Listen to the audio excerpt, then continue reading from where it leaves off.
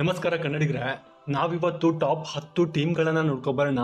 ಈ ಇನ್ಸ್ಟಾಗ್ರಾಮಲ್ಲಿ, ಫೇಸ್ಬುಕ್ಕಲ್ಲಿ ಮತ್ತು ಟ್ವಿಟರಲ್ಲಿ ಯಾವ್ಯಾವ ಟೀಮ್ಗಳು ಎಷ್ಟೆಷ್ಟು ಫಾಲೋವರ್ಸ್ಗಳನ್ನು ತೊಗೊಂಡಿದ್ದಾರೆ, ಹಾಗೆ ಟಾಪ್ 10ರಲ್ಲಿ ಯಾವ್ಯಾವ ಟೀಮ್ ಬರ್ತಾವಂತ ಒಂದ್ಸಲಿ ನೋಡ್ಕೊಬರೋಣ ಬನ್ನಿ. ಟಾಪ್ 10ರಲ್ಲಿ ನೋಡುವುದಾದರೆ ಲಕ್ನೋ ಸೂಪರ್ ಜೈಂಟ್ಸ್ ಟೀಮ್ನ ನೋಡಬಹುದು. ಈ ಟೀಮ್ ಇನ್ಸ್ಟಾಗ್ರಾಮಲ್ಲಿ 35 ಲಕ್ಷಕ್ಕಿಂತಲೂ ಹೆಚ್ಚು ಜನರ ಫಾಲೋವರ್ಸ್ ಪಡ್ಕೊಂಡ್ರೆ, ಫೇಸ್ಬುಕ್ನಲ್ಲಿ 12 ಲಕ್ಷಕ್ಕಿಂತ ಅಧಿಕ ಫಾಲೋವರ್ಸ್ನ ಪಡ್ಕೊಂಡಿದ್ದಾರೆ. ಹಾಗೆ ಟ್ವಿಟರ್ನಲ್ಲಿ ನೋಡುವುದಾದರೆ 8,13,000 ಜನ ಫಾಲೋವಿಂಗ್ನ ಪಡ್ಕೊಂಡಿದ್ದಾರೆ. ಈ ಮೂರು ಪ್ಲಾಟ್ಫಾರ್ಮಿಂದ ನೋಡೋದಾದರೆ ಸುಮಾರು 55 ಲಕ್ಷಕ್ಕಿಂತ ಅಧಿಕ ಫ್ಯಾನ್ ಫಾಲೋವಿಂಗ್ ಪಡ್ಕೊಂಡಿದ್ದಾರೆ ಲಕ್ನೋ ಸೂಪರ್ ಜೈಂಟ್ಸ್ನವರು ಅಂತಲೇ ಹೇಳ್ಬೋದು. ಟಾಪ್ 9ರಲ್ಲಿ ನೋಡುವುದಾದರೆ ಗುಜರಾತ್ ಟೈಟನ್ಸ್ ಟೀಮ್ನ ನೋಡಬಹುದು. ಗುಜರಾತ್ ಟೈಟನ್ಸ್ ಟೀಮ್ನವರು ಇನ್ಸ್ಟಾಗ್ರಾಮ್ನಲ್ಲಿ 45 ಲಕ್ಷಕ್ಕಿಂತ ಅಧಿಕ ಫಾಲೋವರ್ಸ್ನ ಪಡ್ಕೊಂಡಿದ್ದಾರೆ.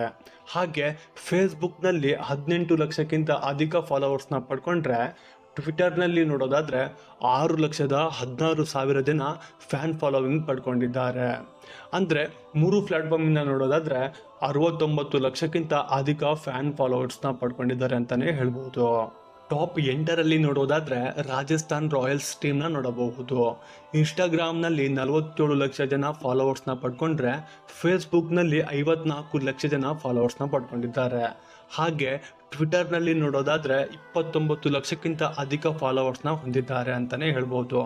ಸುಮಾರು 1,30,30,00,000ಕ್ಕಿಂತ ಅಧಿಕ ಫಾಲೋವರ್ಸ್ನ ಪಡ್ಕೊಂಡಿದ್ದಾರೆ ಈ ಮೂರು ಪ್ಲಾಟ್ಫಾರ್ಮಿಂದನೇ ಅಂತಲೇ ಹೇಳ್ಬೋದು. ಟಾಪ್ 7ರಲ್ಲಿ ನೋಡುವುದಾದರೆ ಸನ್ರೈಸರ್ಸ್ ಹೈದರಾಬಾದ್ ಟೀಮ್ನ ನೋಡಬಹುದು.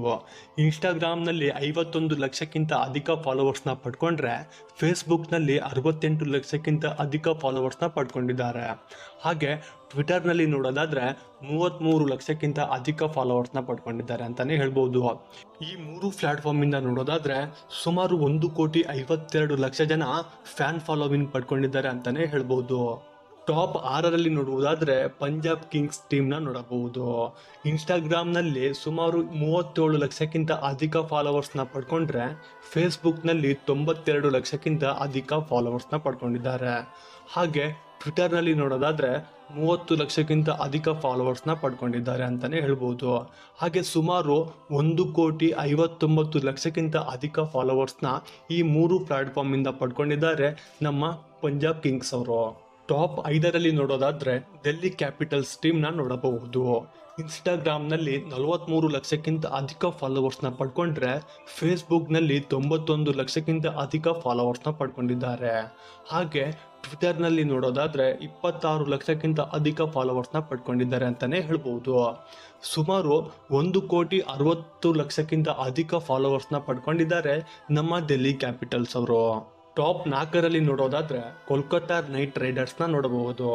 ಇನ್ಸ್ಟಾಗ್ರಾಮ್ನಲ್ಲಿ 70 ಲಕ್ಷಕ್ಕಿಂತ ಅಧಿಕ ಫಾಲೋವರ್ಸ್ನ ಪಡ್ಕೊಂಡ್ರೆ, ಫೇಸ್ಬುಕ್ನಲ್ಲಿ 1,80,00,000 ಜನಕ್ಕಿಂತ ಅಧಿಕ ಫಾಲೋವರ್ಸ್ನ ಪಡ್ಕೊಂಡಿದ್ದಾರೆ. ಹಾಗೆ ಟ್ವಿಟರ್ನಲ್ಲಿ ನೋಡೋದಾದರೆ 53 ಲಕ್ಷಕ್ಕಿಂತ ಅಧಿಕ ಫಾಲೋವರ್ಸ್ನ ಪಡ್ಕೊಂಡಿದ್ದಾರೆ. ಈ ಮೂರು ಪ್ಲಾಟ್ಫಾರ್ಮಿಂದ ನೋಡೋದಾದರೆ 3,30,00,000 ಜನ ಫಾಲೋವರ್ಸ್ನ ಪಡ್ಕೊಂಡಿದ್ದಾರೆ KKR ಅವರು ಅಂತ ಹೇಳ್ಬೋದು. ಟಾಪ್ 3ರಲ್ಲಿ ನೋಡುವುದಾದರೆ ರಾಯಲ್ ಚಾಲೆಂಜರ್ಸ್ ಬೆಂಗಳೂರು ಟೀಮ್ನ ನೋಡಬಹುದು.